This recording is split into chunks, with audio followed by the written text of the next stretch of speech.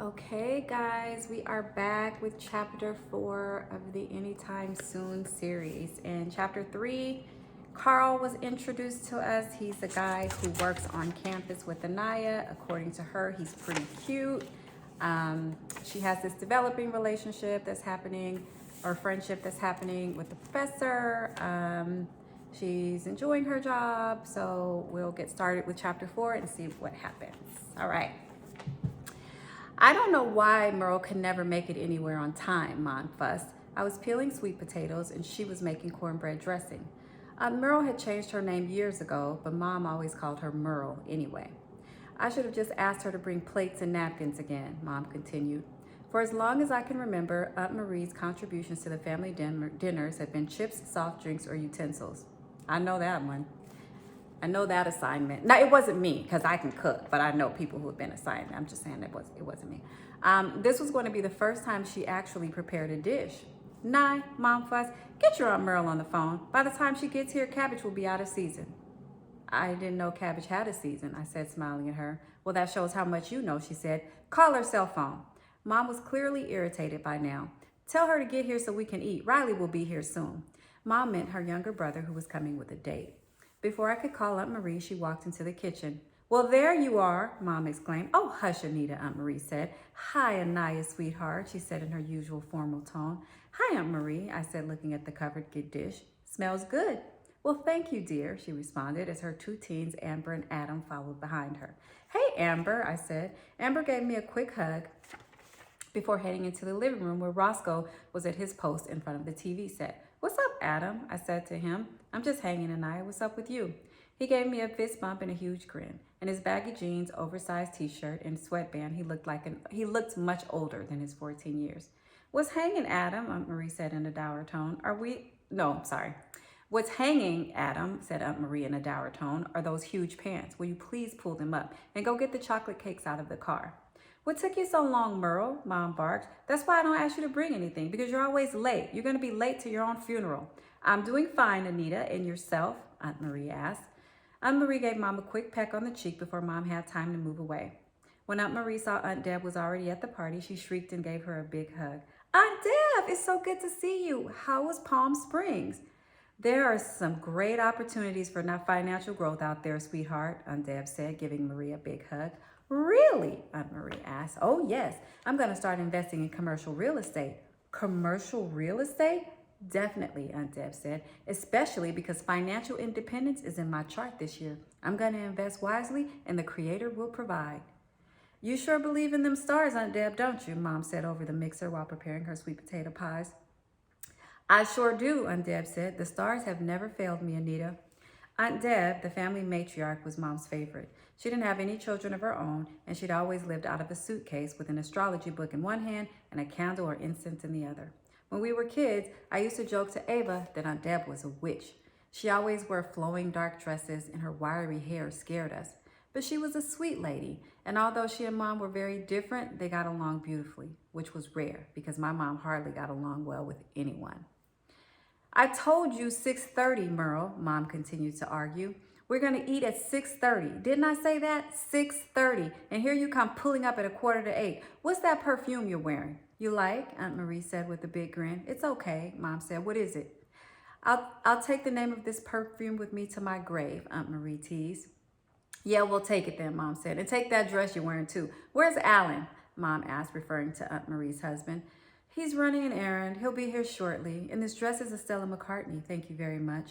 Aunt Marie twirled in a circle to show off the dress that hugged her figure. Mom turned up her nose at Aunt Marie's snootiness, and Marie turned up her nose at Mom's crassness.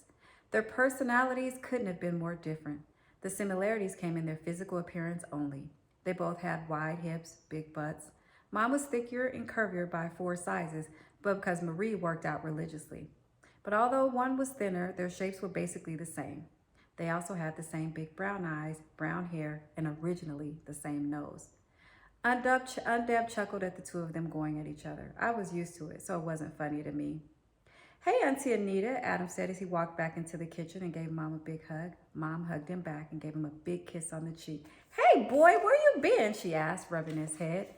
I've been going to school, just chilling, he said. Chilling, huh? Yeah, okay, chilling is fine. But you make sure you call your auntie sometimes, you hear me? You know your mama won't let you and Amber come around the family like she should. Aunt Marie made a face, but she didn't say anything. Yeah, I hear you, Auntie, Adam said. Did you make greens? I've been dying to get some of your greens. He rubbed his hands together. I sure did. I have some right over there in that plastic container for you to take home. You know Auntie is going to look out for her baby. All right, he said with a big grin and walked out of the kitchen. Aunt Marie swirled over to Mom. Anita, why on earth would you make greens when you knew I was bringing cabbage? It doesn't matter, Merle. Whatever's left over you can take home with you. Those kids are tired of eating Chinese takeout anyway. Feed them real food. Aunt Marie looked thoroughly confused. Chinese takeout? Anita, this has nothing to do with the fact that you made greens when you know I was bringing cabbage. You are so rude. Rude? Well, maybe I'm rude, but at least I'm not a prude. Mom gave her a dirty look. What is that supposed to mean? Aunt Marie asked. You know what I mean, Mom said. You sent my niece and nephew to that all-white school. Aunt Marie sighed. Not this again, Anita. What exactly is wrong with giving my kids a better life and putting them in a good school? I would love for the students at the academy to be more diverse, but unfortunately, I don't have any control over that. What should I do, Anita? Put them in a local public school so they can get inducted to a gang? First of all, Mom said, you don't get inducted into a gang. You get jumped into a gang. Get with the program, Merle. You have preteens in the house. Second, if you had your preference, your children wouldn't interact with any black people besides yourself and Alan. Mom pointed her finger at Aunt Marie. I'm surprised that you even let them come around us.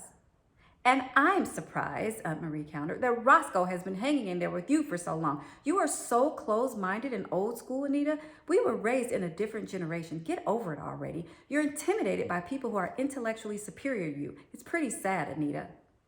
Intellectually superior? Sad? Mom said.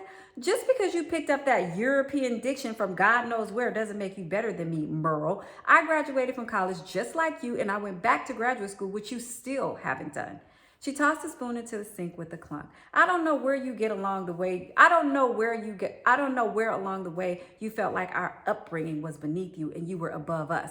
You're embarrassed about the family nose, so you pulled a Michael Jackson. You're embarrassed about our great-grandmother's name, so you pulled a Tina Turner. You're phony, Merle. Nothing but a phony, with a phony nose and a phony name. Aunt Marie's new nostrils flared. What's wrong with changing what you don't like about yourself, Anita? Who says you have to accept what life throws you and just deal with it? I hated my nose, even when we were kids, and it's not the family nose, Aunt Marie gestured.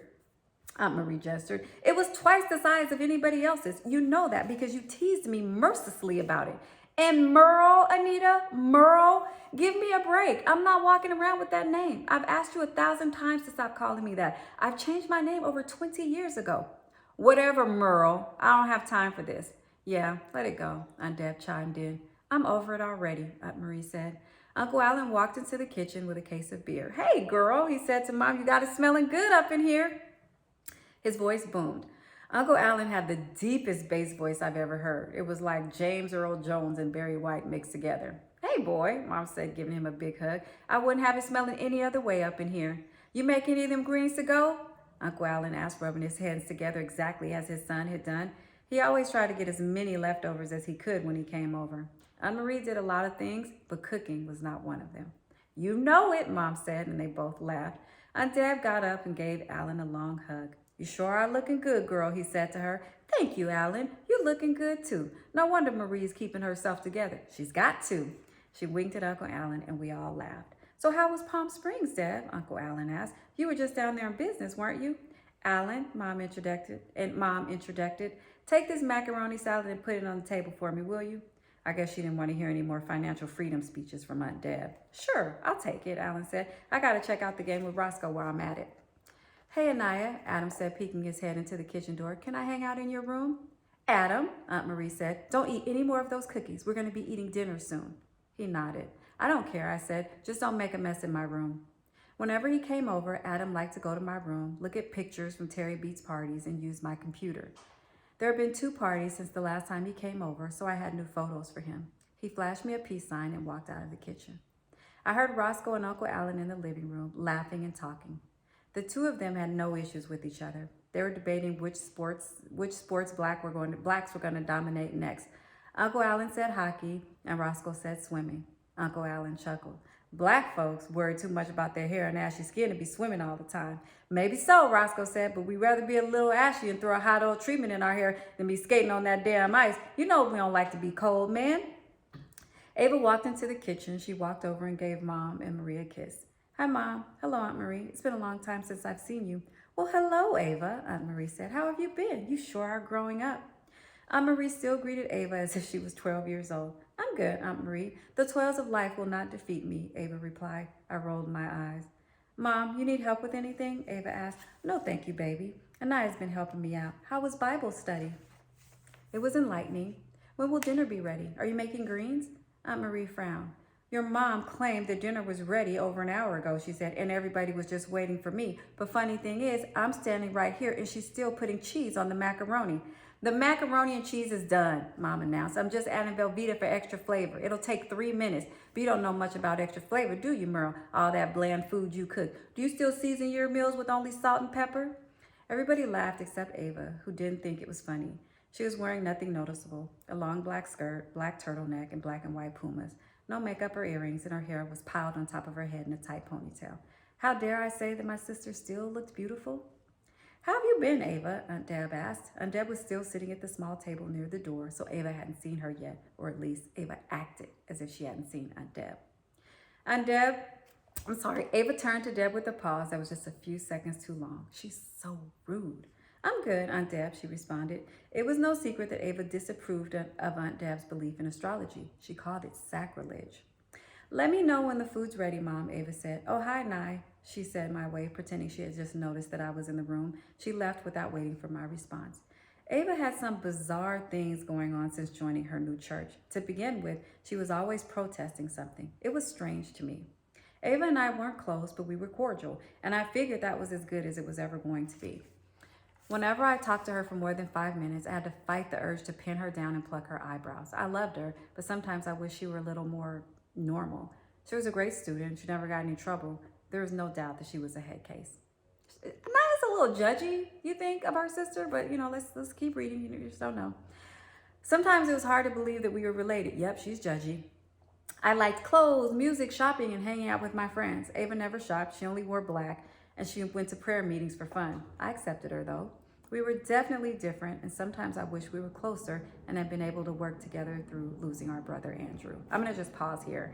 Initially, I was going to say something negative, but what I do know is that when people are grieving, they change, and so the dynamics in the family can change. So I'll give Anaya a little bit of grace right now. Is that girl okay, Anita? Aunt Deb asked Mom. Aunt Marie looked over at me and then at Aunt Deb. She's just fine, Mom said, just on the quiet side. Why do you ask? This was the first time I had ever seen Mom play dumb. Her rising sign is Venus, Anita. It's awfully strange she takes so little care in her appearance. So, Mom said, putting her hands on her hips, people born under that sign tend to be weak-willed and easily led, Deb said. Doesn't that worry you? What are you trying to say, Deborah? I'm not trying to say anything. I'm saying you should keep a closer eye on that girl and find out what kind of church she's going to. Even the strongest people can get caught up with the wrong thing. Deborah, my child is not part of some cult, if that's what you're thinking. I taught my kids to be strong. Ava loves God. She's not part of some cult. You hear me? Mom was shaking a spatula and raising her voice. Who said anything about a cult? Deb asked. The doorbell rang, and both Mom and Deb looked at me to get it. Shoot, I didn't want to miss anything, so I ran to the door as fast as I could. It was my Uncle Riley and some super tall woman I had never seen before. I thought it was going to be Wanda, who had been his girlfriend forever, but this woman was definitely not Wanda. Hey, Nye, how you doing, baby? Hey, Uncle Riley. I gave him a quick hug and held my breath, because if I didn't, the cool water cologne would make me faint. When I stepped back to let him in the house, he let his friend go first. It was nice to see that Uncle Riley had picked up manners from somewhere. Aunt Marie came out of the kitchen and gave Riley a big hug. He eyed Aunt Marie and said up and down, "You looking good, girl." She put her hands on her hips and gave him a quick pose. "Well," she said, "I certainly can't complain, Riley." She looked up at Riley's date. "Marie, this is my friend Troy. Troy, this is my sister Marie." "It's a pleasure," Aunt Marie said, extending her hand. "You too," Troy said, offering a limp hand that looked more like a dead fish. Then Troy leaned into Uncle Riley, who put his arm protectively around her waist. I didn't know what was more shocking, the fact that Troy was an entire head taller than my uncle, or that she sounded like Darth Vader. You two make yourselves comfortable, Aunt Marie said, pointing to the living room. Dinner will be ready shortly. Uncle Riley and Troy went into the living room where Roscoe and Uncle Alan were watching television. Uncle Riley introduced Troy to Uncle Alan and Roscoe, while Aunt Marie and I exchanged curious looks. Aunt Marie was different from Mom. She didn't judge people, not with her mouth at least, but one of her looks was worth 1,000 words. Before I could speak or laugh, Mom came out of the kitchen. I thought I smelled cool water cologne, Mom said in her loud voice, walking into the living room. What's going on, baby boy? She gave Riley a big hug. Hey, Anita, how you doing, girl? Uncle Riley was closer in some ways to Mom than he was to Aunt Marie. Whenever he had a problem, he called Mom. Whenever he needed advice, he called Mom. But whenever he needed money, he called Aunt Marie. Well, Mom said, I'm doing much better now that my brother's here. And who's this pretty lady you have with you? Troy stood up and extended her hand. Anita, this is Troy. Troy, this is my other sister, Anita. It's nice to meet you, Troy, Mom said politely. Nice to meet you too, Anita. Riley has said nothing but nice things about you. This was the first time Uncle Alan or Roscoe heard Troy speak. They both stopped looking at the TV and stared up at her. Uncle Riley looked at Uncle Alan and then at Roscoe. Over his glasses, Roscoe looked Troy up and down and stopped at her feet. When in doubt, they say check the feet. Well, Mom said when she finally recovered her own voice, dinner will be ready shortly. Make yourself comfortable. Now come on in here and fix Miss Troy something to drink. No matter how old we got, Mom insisted that we call our elders Miss or Mister. That is, unless they were family or close enough to be family, in which case our family members would be uncle or aunt. Same in my family. We're not allowed to call adults by their first name. It was an extreme contradiction on Mom's part because I've been calling Roscoe by his first name for years. When I was 10 years old, Roscoe's drinking was at its worst, and it took quite a toll on the family. He and Mom weren't getting along, and my siblings and I were in the middle of the craziness. Roscoe had ruined countless family outings and birthday parties with his drinkings, and unless absolutely necessary, I had all but stopped communicating with him. I had become so tired of all the unhappiness Roscoe's drinking caused our family that I decided to stop calling him Dad. The first time I did it, he was lying on the couch drunk, throwing up. Mom asked me to get him a towel and yelled to Andrew Mom asked me to get him a towel, and I yelled to Andrew, go get Roscoe a towel. I remember her shooting me a look, but she never commented. I never called him Dad after that day, and what surprised me the most was that neither of my parents confronted me about it. In retrospect, I imagine they felt guilty and let it continue for so long so they couldn't go back. As time passed, I learned to deal with my anger towards Roscoe. I didn't hate him, and my anger had subsided, but there were still times when I was disappointed in him. I guess, along with age comes tolerance and a little bit of wisdom. I went to the kitchen to fix Miss Troy a glass of lemonade. I wasn't in there 10 seconds before Mom whispered something to Aunt Marie, but I heard every word. That's a man, Merle. Shh, Anita, what's wrong with you? Your brother walks in my house with a man in a jean skirt and you have the nerve to ask what's wrong with me? Anita, good. You know Troy's not a man. Besides, what would that make Riley? I didn't see, Aunt Deb interjected, but I heard, and what I heard sounded like a man. Aunt Deb was clearly enjoying the red wine that Mom had sitting on the counter. I'm gonna go see for myself. Aunt Deb stood up and wobbled out of the kitchen. Merle, Mom said, stop playing games. Troy sounds like he played high school football. I don't know what's going on now, but she wasn't born a woman. And why did you let Aunt Deb get hammered? You know she doesn't know how to get when she gets that wine in her system. Deb's an adult, Anita, Marie said, and she walked out of the kitchen. Mom looked at me with raised eyebrows. I held my laughter and walked out too. Dinner went nicely until Aunt Marie downed one glass of wine too many. Merle, you might want to slow down on that wine, Mom said. Aunt Marie gave Merle a wicked smile as she stabbed her steak with her fork. No, Aunt Deb said out of nowhere. I think we need more wine. Perhaps the goddess of grapes can provide you with some, Ava chuckled. Ava, watch your mouth, Mom snapped. Don't be disrespectful. I apologize, Ava said. Apple doesn't fall far from the tree, does it, Anita? Aunt Merle said. Mom waved her hand and stuffed a spoonful of Aunt Marie's cabbage into her mouth. The conversation was over. Uncle Riley whispered something into Troy's ear and she laughed out loud. You so silly, Pookie Bear, Troy said. Uncle Riley blushed. The rest of dinner was uneventful aside from Troy spilling her wine in her lap and then laughing hysterically. She laughed so hard that Roscoe and Aunt Marie started laughing too. I didn't find anything funny about it, and neither did Mom, who shot Roscoe a look that clearly said so. It turned out that Mom and Miss Troy had more in common than anyone would have suspected. For one thing, they both loved celebrity gossip. Did you hear about that basketball coach who's getting stalked by his mistress? Troy asked. Oh, yes, Mom said. I heard she went to school with one of his kids. Scandalous, Troy said. Oh, you too, Aunt Marie cut in. You can't believe everything you see in those rags. They say a lot of stuff without confirming whether it's true or not. Shut up, Merle, Mom commanded. Well, it's true. Half of those stories are made up. Well, Roscoe said in between bites of greens, I know one thing. I can't wait to get some of that peach cobbler. The last thing Roscoe wanted to do was talk gossip at the dinner table. Mom knew that Mom knew that, and she broke off the banter. Dessert, anyone? She asked. Aunt Marie made a lopsided double chocolate cake, and Mom had made peach cobbler. Everyone opted for the cobbler, including Aunt Marie. After dinner, Ava went to her room, Adam went back to my room, and the rest of us went to the den with our drinks and desserts. That's the problem with these Hollywood types, Troy said. They have too much going on and can't stay in a marriage. Roscoe pursed his lips together. No offense, Twinkie, Uncle Riley said to Troy, but maybe the problem is people like you who care about other people's lives more than they care about their own. Message! Amen, Riley, Aunt Marie said, holding a spoon with peach cobbler. She didn't hold her liquor any better than Aunt Deb, and she was already beyond tipsy. Troy looked like she wanted to cry. Uncle Riley leaned over and put his hand on hers. I'm sorry, Sugar Plum, but it's true. If you keep reading what those magazines say, they'll keep turning out those stories. Yeah, Troy said, but you didn't have to embarrass me in front of your whole family. I didn't mean to embarrass you, sweetie pie. Uncle Riley sounded like a mom talking to a toddler. Yeah, Riley, Uncle Allen said, chuckling. Don't be so insensitive, man. Marie looked at him hard, but he just ignored her and stuffed his mouth with more cobbler. I don't think it's funny, Alan, Marie said. That's the problem. You can't seem to figure out when people are really hurting.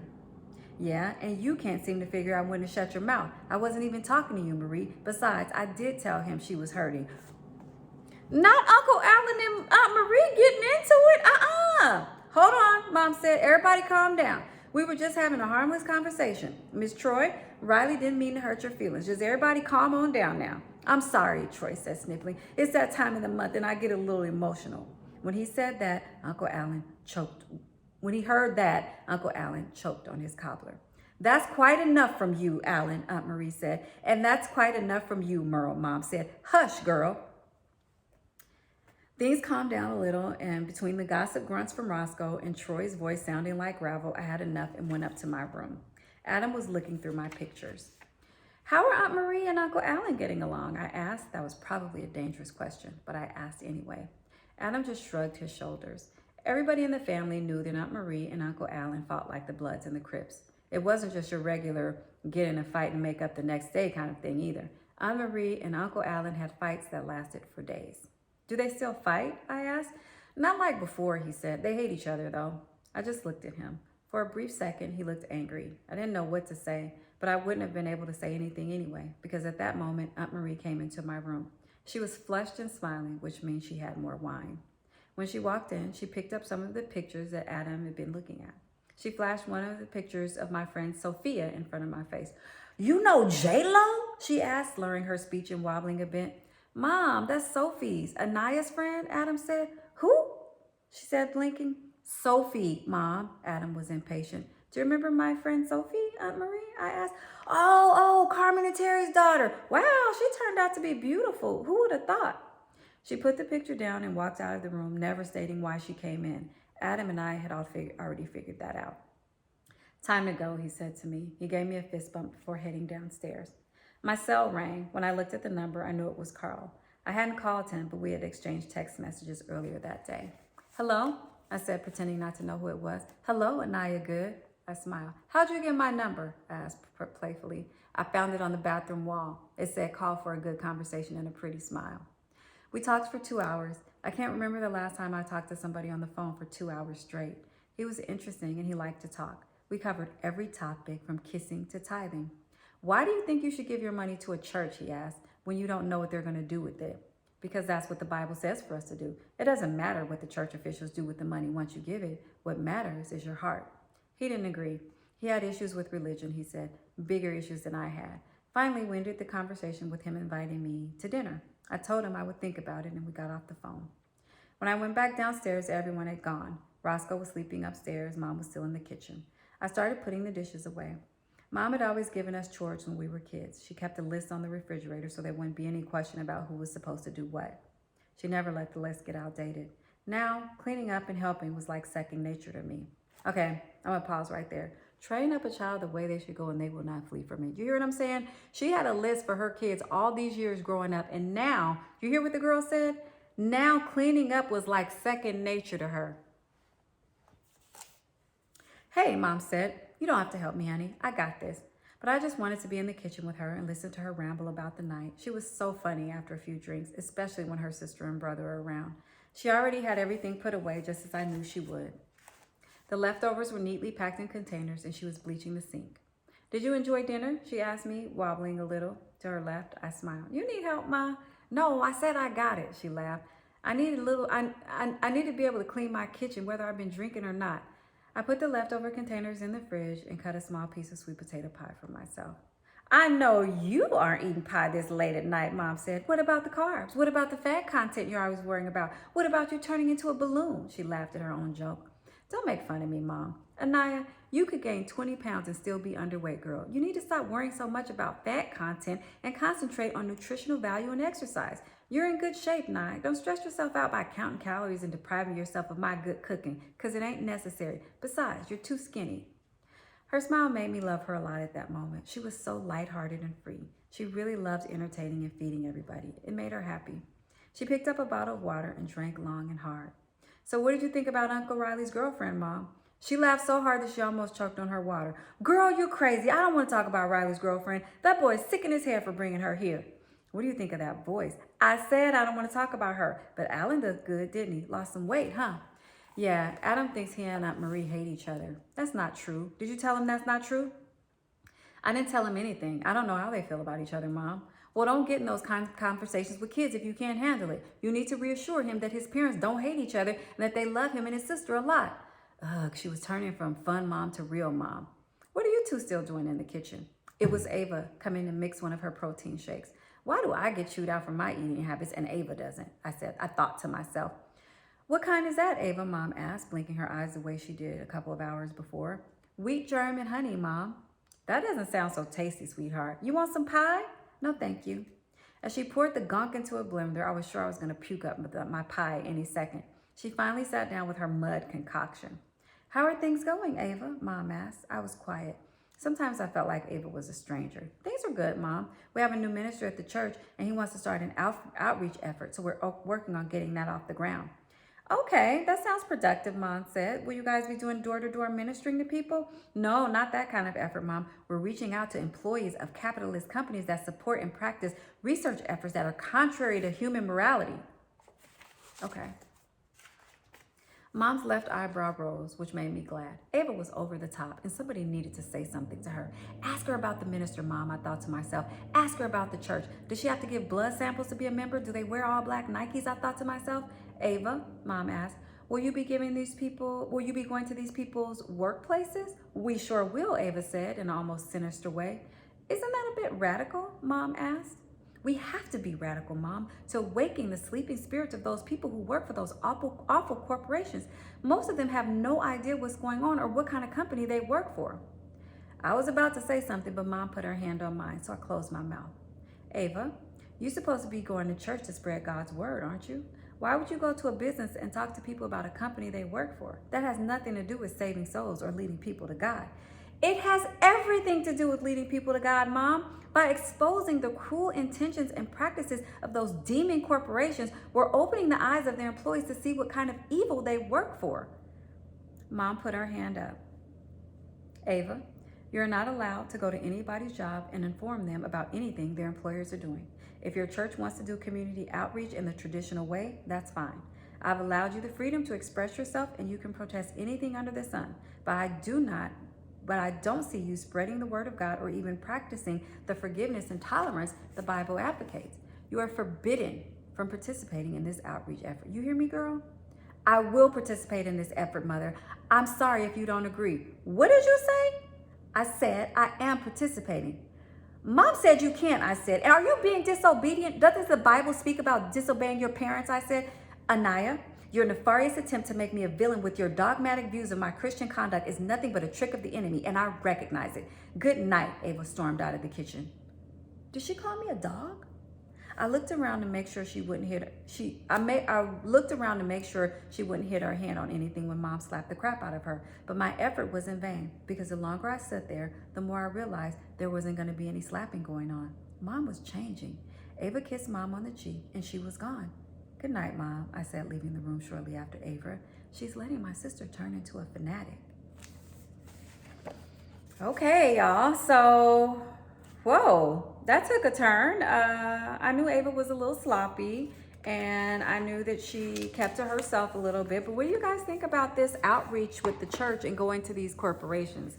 I think that's a little radical, but I do like how Anita stood up to her. Like, I don't think that she had to slap her daughter in the face. I know my dad would have slapped me in the face probably 4 times for talking to him like that, but she didn't. And it doesn't mean that she has to hit her daughter. Like, that's one of the things that's happening now, is people don't discipline their children in a physical way, like corporal punishment, like I experienced in my generation and even before.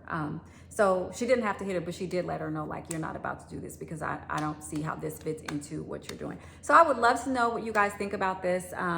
My big questions are, what do you guys think about Troy? I feel like the family was a little bit judgmental when she came in there. You know, she had the deep voice. They were like, look at the feet, you know, that kind of thing. So I want to know what you guys think about Troy. And I want to know what you guys think about Ava's church and what she's doing. So I look forward to the comments. And that was chapter 4, and we'll do chapter 5 tomorrow.